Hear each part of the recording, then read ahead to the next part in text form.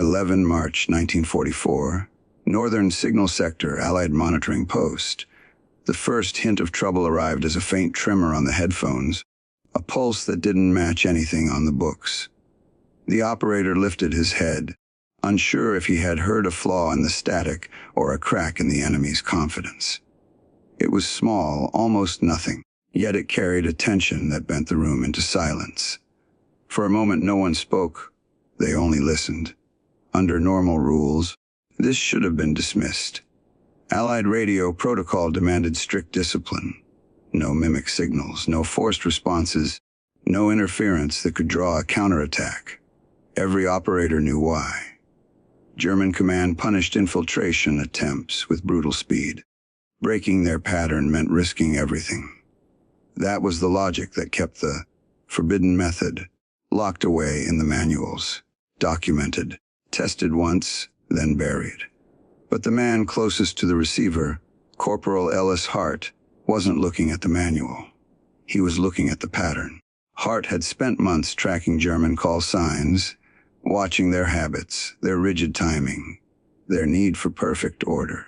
He respected their discipline, but he also saw something deeper, something brittle. A system that punished creativity always fell to someone willing to think outside its walls.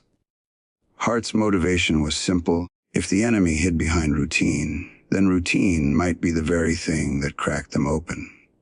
The pulse came again. Same interval, same clipped tone, same automatic reply from a German field unit. That was the moment when the operators in the cramped monitoring post leaned in at once. This wasn't background noise. It wasn't atmospheric distortion. It was behavior, predictable, structural, and dangerously exploitable. Rising tension filled the room as Hart described what he thought he was hearing, a repeating pattern that didn't wait for verification.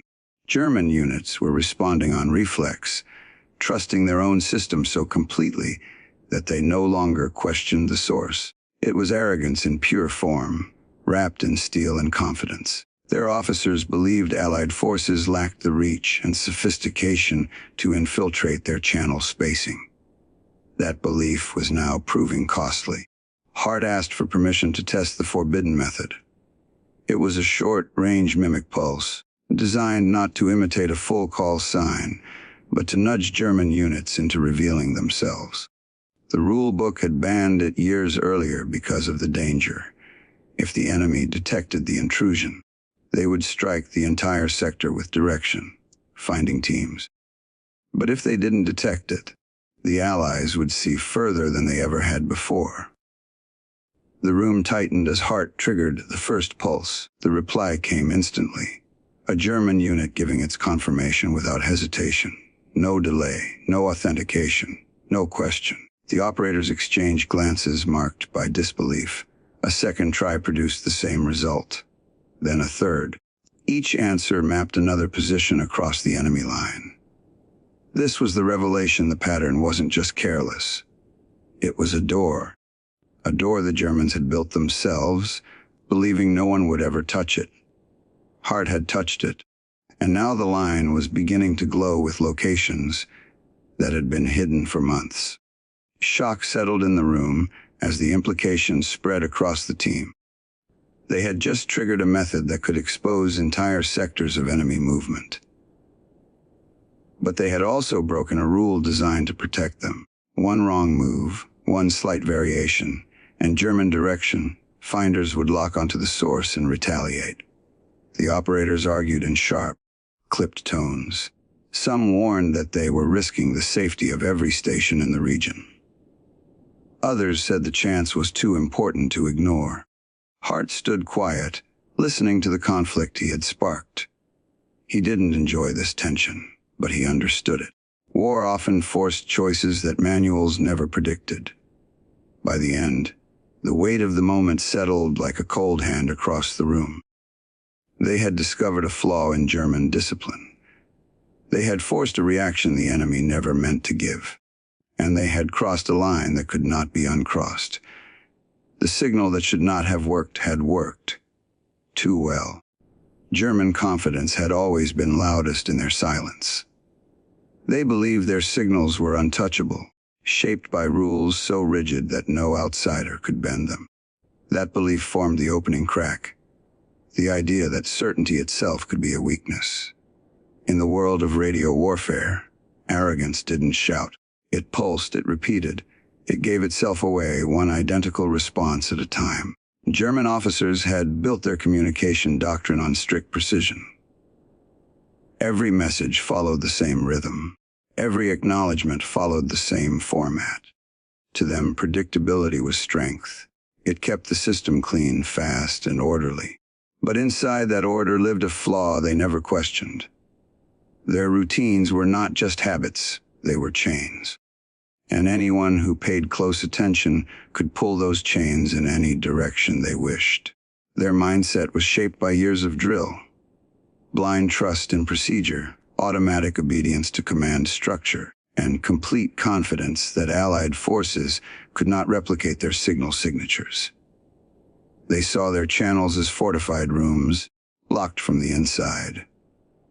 They never imagined that someone outside could slip a hand through the cracks and turn the key without making a sound. The heart of the flaw lay in their call sign responses. German units were trained to answer instantly, using the same clipped confirmation every single time. There were no checks, no layered authentication, no demand for verification. The rule was simple: the system works. Therefore, the system does not need questioning. It was doctrine carved into bone. It was also the reason the Allies could strike at the very structure that held German lines together. When the first test pulse succeeded, the operators knew they had to confirm the pattern. They sent another subtle signal, shaped to mimic the rhythm the Germans trusted. It floated through the static for only a moment before a unit answered. Clean, sharp, automatic. No hesitation. No caution. The room shifted with a quiet, cold thrill. This was no accident, it was behavior. But one test was not enough. The operators triggered a third signal, altering the tone just slightly, curious to see if German discipline would still hold. The reply came again, perfectly uniform. It didn't matter that the tone was off. It didn't matter that the source didn't match any known call sequence. To the German operators, anything that resembled a request deserved an answer. Habit overrode suspicion. Routine overrode judgment. That was the revelation. The enemy wasn't verifying the source. They weren't even listening for authenticity. They were responding to a pattern, the same way a machine responds when a lever is pulled.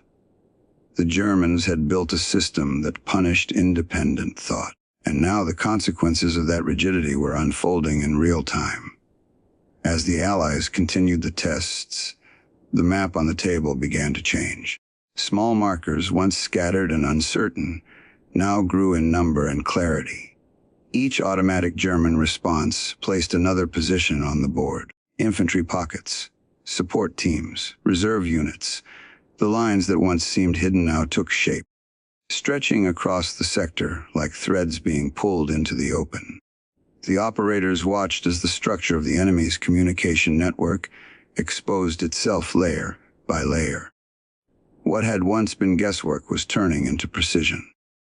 What had once been a dark field was now beginning to glow with answers the Germans never intended to give. Their arrogance had become a lantern. Their discipline had become a signal. Their certainty had become the very thing that made them visible. And with every pulse, the unknown shrank and the advantage grew. What happens when every enemy reacts at once? That was the question hanging over the operators as they prepared the next step. The room felt tight, not from heat but from the weight of what they were about to try. A single pulse had exposed scattered units. A few tests had revealed patterns, but a coordinated false signal burst aimed at the entire sector. This was something different. This was a move that could open the board or destroy their cover in seconds. The team aligned their timing. Each operator locked onto a frequency band. The method had never been used at this scale. It was banned for a reason. A wide pulse risked detection. It risked retaliation. Yet the potential gain pressed on all of them. If every German unit responded at once, the Allies would see more in one moment than they had in months of monitoring. The countdown was silent, spoken only through sharpened breaths and fixed eyes. Then the pulse went out, clean, sharp, and spread across the band like a single command disguised as routine. The reaction hit instantly. German units answered in a wave, not staggered, not cautious, not filtered through command hierarchy. They answered because they were trained to answer. Automatic, predictable, exposed. Answers flooded the receivers in tight bursts of sound confirmation tones, clip responses, repeated identifiers. The operators began marking the board. Each reply translated into a point on the map.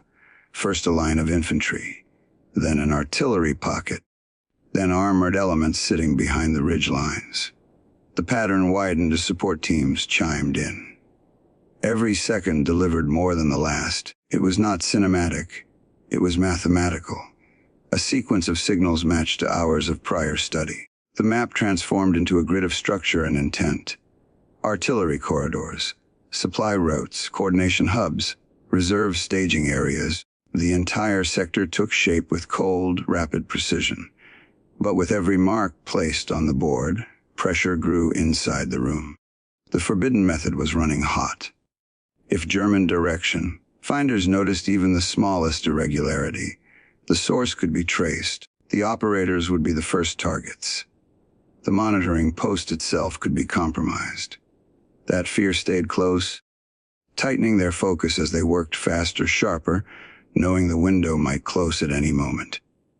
Still, the flood continued. The Germans kept responding, unaware that someone else was listening, recording, translating their confidence into vulnerability. When the last of the mapped units settled into place, a realization passed silently through the team. They were looking at the full structure of a German defense line. Not estimates, not assumptions. A complete, real operational picture drawn from the enemy's own voice. For the first time, the Allied side knew exactly what stood in front of them. The magnitude of it forced an immediate reaction from leadership. Officers demanded verification. They wanted to know if the positions were accurate, if the scale of exposure was real, or if the operators had triggered something too large to control. Containment teams were alerted, ready to shut down the entire method if the Germans showed the slightest sign of suspicion. The operators stepped back from the map, the pulse still echoing in their minds. They had forced the enemy to speak all at once. Now they stood in the shadow of the consequences, holding a view that could change the course of the fight, and aware that one mistake could erase everything they had gained. The sector was no longer hidden. It was lit. The disagreement began before anyone spoke. It moved through the room like a shift in air pressure, a silent warning that the next decision would divide the very people who depended on one another. The map was still covered in fresh marks from the German responses, but instead of triumph, the room held tension, the kind that comes when brilliance collides with fear of its own shadow. The officers knew why the technique had been banned. It wasn't superstition or caution for its own sake. Years earlier, signal analysts had tested a similar method and learned how quickly German direction finders could strike back. One careless pulse could expose an entire monitoring network. The doctrine was blunt: never force the enemy to respond. Never mimic a call. Never invite attention. Breaking those rules didn't just risk detection. It risked collapse.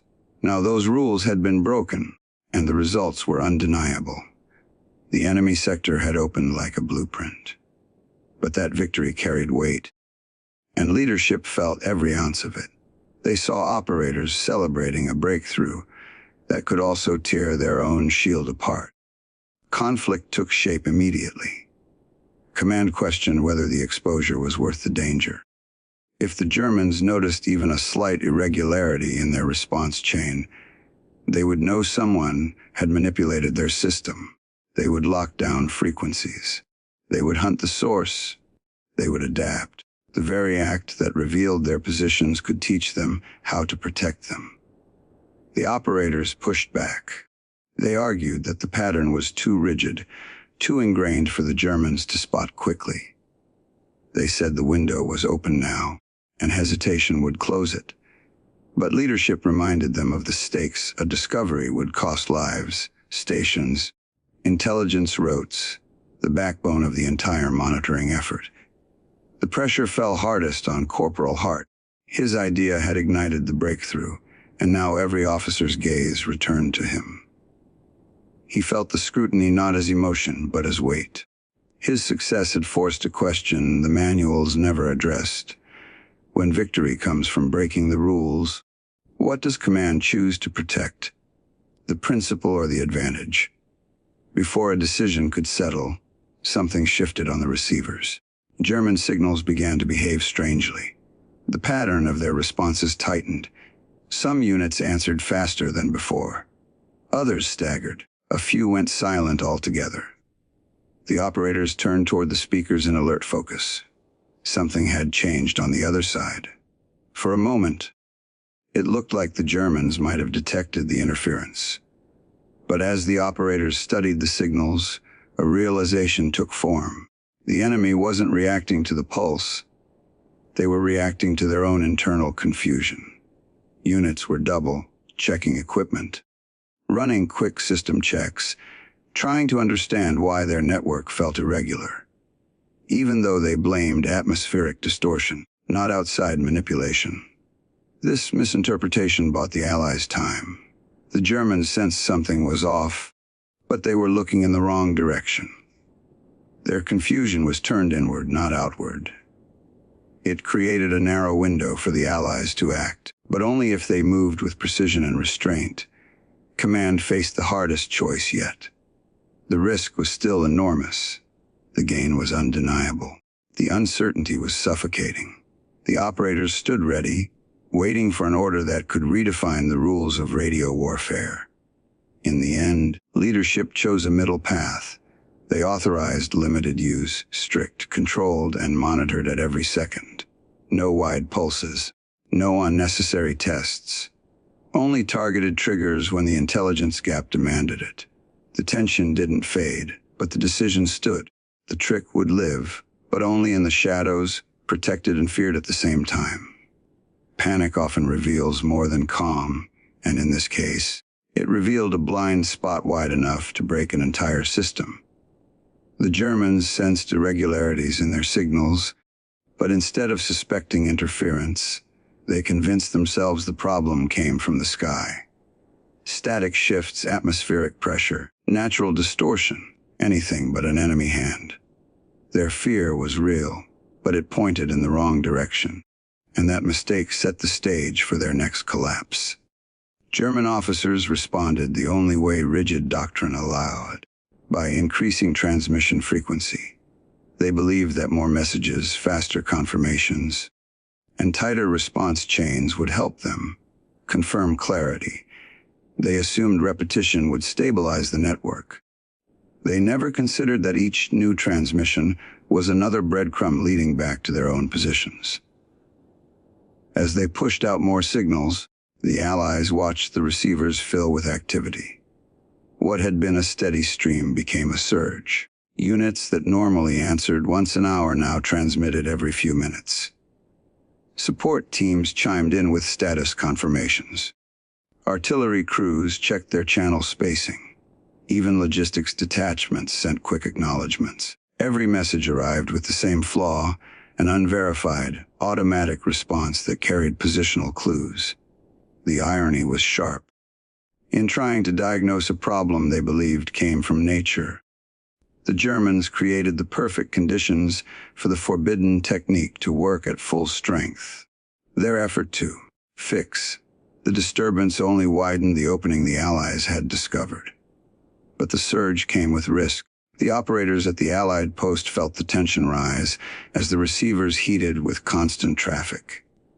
Too much mimicry, too many pulses, and the Germans might notice a pattern that didn't belong. The room balanced on a knife's edge. Pull more information, but not enough to reveal the source. The team tested carefully. A small false signal here, a controlled nudge there. The Germans answered every time. They didn't question the legitimacy. They didn't slow down. Their increased pace made them even easier to manipulate. Each response added new points to the map. Each confirmation filled another gap in the Allies' understanding. Then came the realization.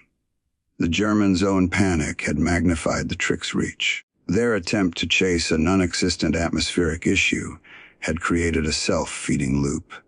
They transmitted more to find stability. The Allies trapped them with every message. The very act meant to restore control deepened their vulnerability.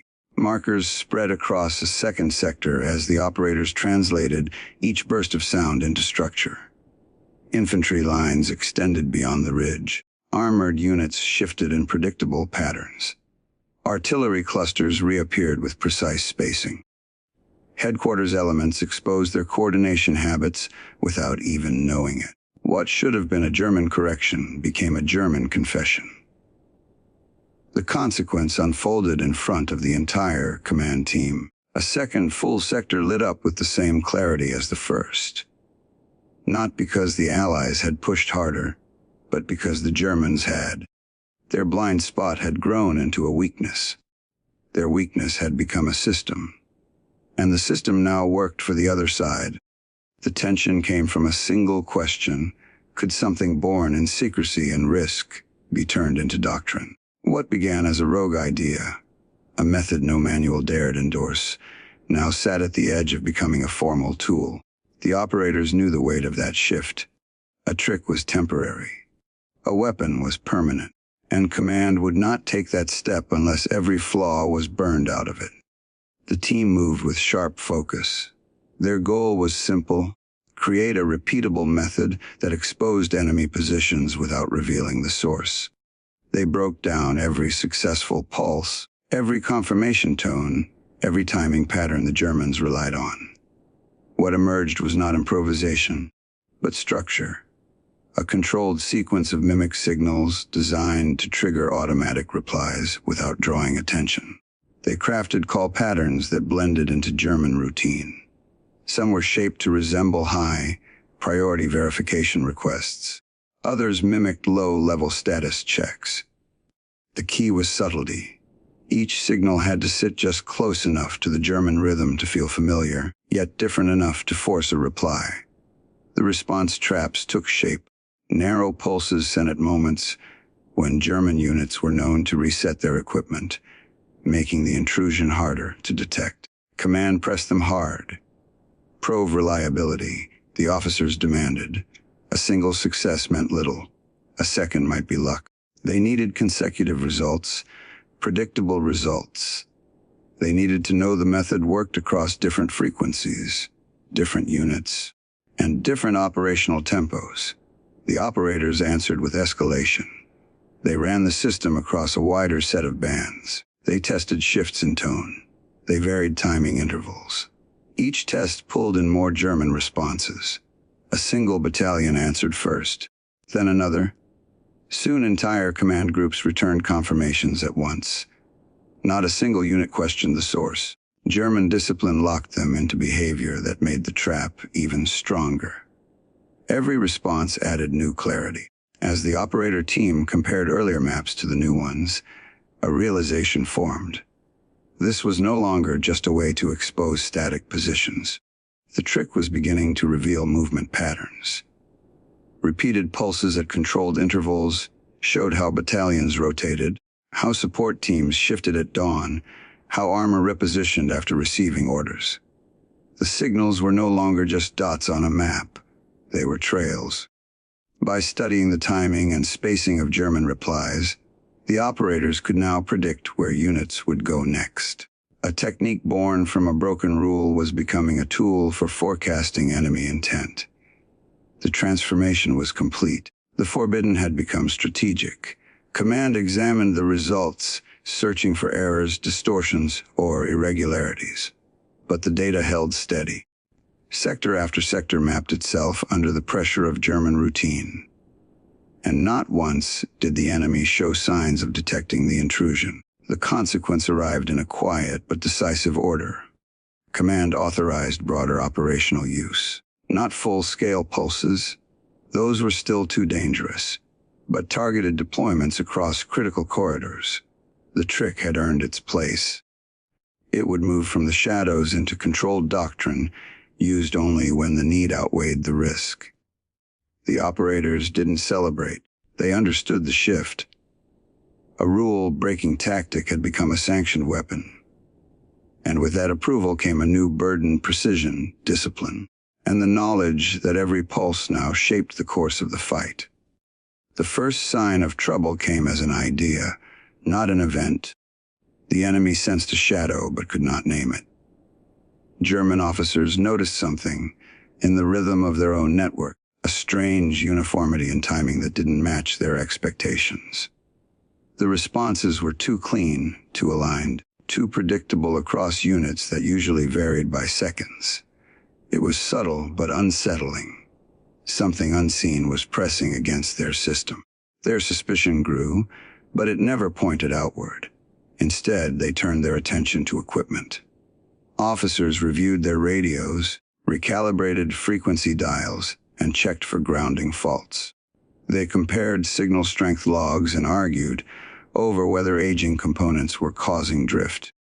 The idea that Allied operators were triggering the pattern never entered the discussion. Doctrine had convinced them their system was unbreakable. If something felt wrong, the fault had to be internal. This misjudgment became the fuel for escalation. German command issued orders for temporary radio silence across several battalions, hoping to determine if the irregular rhythm came from interference or malfunction. Units were told to halt transmissions except for emergencies. The sudden quiet pressed down on the Allied receivers, creating a tension sharper than noise. Without responses, the map stopped building. The operators felt the pressure immediately. They needed movement, but the silence offered none. Then came the blackout. For a short window, German channels went dead. No confirmations, no status checks, no chatter. The absence felt like a curtain falling across the intelligence effort. It was the most dangerous moment since the technique began.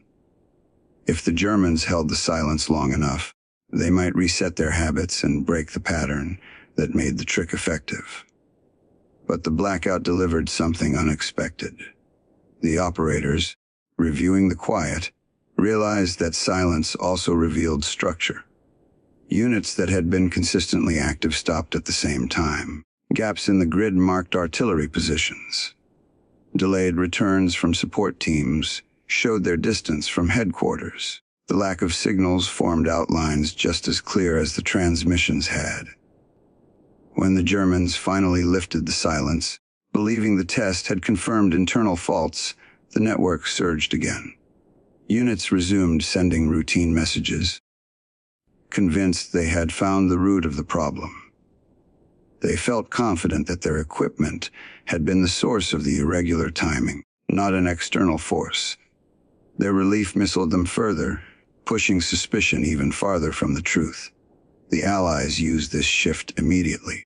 By comparing pre-blackout activity, blackout gaps, and post-blackout surges, they constructed a more accurate map than before. Mobility corridors appeared. Support chains clarified. Headquarters timing revealed command depth. What the Germans thought was a defensive test had become an intelligence gift. The consequence of their misread was sharp and humiliating. The attempt to hide had exposed them even more. Their silence had traced the outline of their operational structure. Their return to normal transmission filled in the details. And through it all, they never realized that an unseen hand had been guiding the rhythm. The shadow they sensed was real, but their fear pointed the wrong way. And that fear left them more vulnerable than ever. What if a whole defense collapses without firing? The question carried a cold weight as the operators studied the map forming in front of them. What began as scattered points from isolated responses had grown into a structure so complete that it no longer looked like fragments of intelligence. It looked like an exposed defense line. Every corridor, every route, every layer of command sat visible in a system that believed itself hidden. Tension moved through the room in sharp, controlled breaths. The trick they had used in careful bursts was now showing its full potential. German artillery corridors appeared first, drawn by repeated confirmations from fire control teams. Their spacing revealed range overlaps and firing arcs. Supply routes followed, mapped by units reporting status checks at predictable intervals. Headquarters signals, once lost in the noise, now stood out through distinct timing patterns that differentiated main command from local control. The contrast between German certainty and Allied clarity was stark. The Germans trusted their structure. They believed routine protected them. But that same routine made them transparent. Their confidence built walls around their own thinking, while the Allies moved freely through the openings. What for Germany looked like an ordered line of strength appeared to the Allied operators as a series of vulnerabilities stacked on top of one another. As the board filled, escalation became inevitable. Commanders arrived at the post, studying the grid with silent intensity. They saw artillery emplacements aligned with known terrain. They saw supply chains that ran thinner than German officers would admit. They saw gaps where units thought distance made them safe. The trick had turned enemy discipline into a blueprint. Plans began forming in quiet, clipped conversations. This was no longer about limited pulses or small-scale observation. The operators understood that the information in front of them could shape an entire operation. The trick had crossed the threshold from intelligence tool to strategic asset. Now it demanded action. The realization settled in the room like a closing lock. The method did more than expose positions. It outlined command hierarchy. The timing of confirmations showed which headquarters issued orders and which subordinate units executed them. The rhythm of messages revealed chains of authority. Even the delays between pulses indicated levels of decision-making. The entire German defense was not just visible, it was legible. With that clarity came responsibility. Leadership gathered around the map, marking strike zones, forecasting enemy reactions, and identifying pressure points that would fold under coordinated assault. They outlined how armored units could be cut off, how supply corridors could be severed, and how artillery clusters could be neutralized before they ever fired a shot. The consequence was decisive. Command approved preparation for a major exploitation plan, one shaped entirely by information the Germans never intended to give. Their voice had betrayed their structure, and their silence had confirmed the outline. Now the Allies held the framework of a defense that looked powerful on paper, but fragile in practice. The trick had pulled back the curtain. The line the Germans believed impenetrable stood exposed, piece by piece, ready to be broken without warning. The operation hinged on a single tension point. Could a defense built on discipline be broken by the very signals meant to protect it? Command approached the question with cold focus. The map was complete. The patterns were verified. The enemy's routines lay exposed.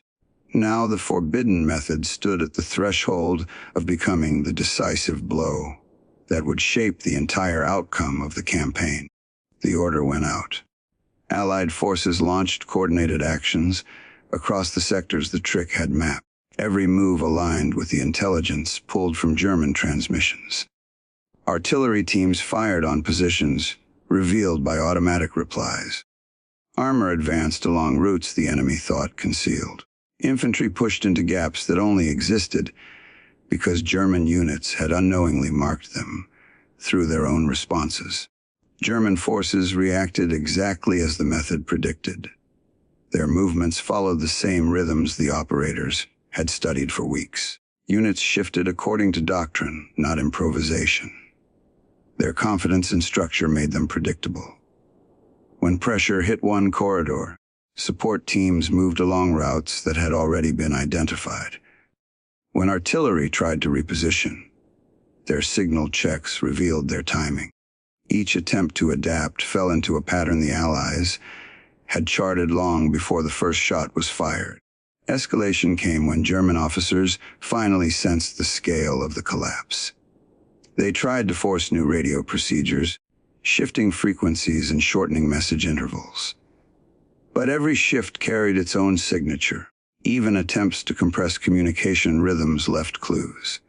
Their desperation created noise, and the noise unfolded into fresh data. The operators at the Allied post didn't need new pulses. The Germans were exposing themselves in real time. Then the realization spread through the command room. Any reaction the Germans made, any adjustment or attempt to regain control, would reveal even more. Silence traced their positions. Confusion traced their hierarchy. New signals traced their movement. The trick had moved beyond triggering responses. It had become a mirror that turned every German correction into intelligence. Pressure mounted on the enemy. Units that once looked strong on paper buckled when forced into predictable retreat. Support elements were cut off because their routines were known. Reserve lines crumbled as their deployment timings betrayed their direction. The structure of the defense, once presented as a hardened line, now fractured under its own weight. The consequence unfolded not through spectacle, but through inevitability. The German defensive line broke, not because of overwhelming firepower, but because the shape of their system was no longer their own. The Allies had seen the blueprint, understood the rhythm, and struck the weak points with precision that seemed impossible from the outside. In the end, the forbidden method delivered the decisive blow without ever revealing itself. The Germans fell to a weapon they never saw, built from a flaw they never questioned. Their routines had protected them for years. Now those same routines betrayed them, turning their defense into a structure that collapsed exactly the way the map said it would. The downfall began with a simple truth: an enemy can be undone by its own habits. Germany had not lost because its weapons failed or its soldiers lacked skill. It lost because its structure trusted routine more than awareness. That idea stood at the center of everything the operators had uncovered. Predictability, once seen as discipline, had become the weakness that shaped their defeat. As command reviewed the operation's results, the core vulnerabilities became unmistakable. German doctrine relied on rigid timing. Their officers trusted identical call sign responses. Their networks left no room for challenge or verification. Arrogance in their systems, perfection, blinded them to the possibility of infiltration. Inflexibility kept them from questioning their own methods. Each flaw on its own looked small. Together, they formed a chain that pulled their defense line apart. The trick did more than expose positions. It reshaped the way the Allies viewed radio warfare. What started as a band technique became a study in how structure could be weaponized. The operators learned that signals were not just messages. They were patterns of behavior. And behavior, when repeated without thought, became a map clearer than any reconnaissance report. Doctrine shifted. Manuals were rewritten. Signal officers were trained to analyze rhythm as deeply as content. Silence became meaningful. Timing became evidence. Routine became risk. The deeper insight grew from this shift. The smallest habits can decide outcomes. A split-second confirmation tone. A repeated timing interval. A command group that never altered its communication chain. Germany believed these details strengthened their system. Instead, they made it transparent. The Allies used nothing more than disciplined observation and controlled pulses to turn those habits into decisive intelligence. With that realization came a directive that shaped future operations. Unpredictability is essential to survival. Systems must bend, not break. Operators must challenge their own patterns. Command must question routines before the enemy does. Strength is not found in perfect repetition, but in controlled variation. The lesson was not about one sector or one defense line. It was about the psychology of warfare. The side that adapts wins. The side that assumes its structure is flawless loses before the fight begins. The operation closed with a sense of clarity rather than celebration. The Allies had achieved dominance by understanding the deeper truth behind the signals. The Germans had fallen not to superior firepower, but to their own refusal to see the cracks in their design. In the end, the forbidden method marked the turning point.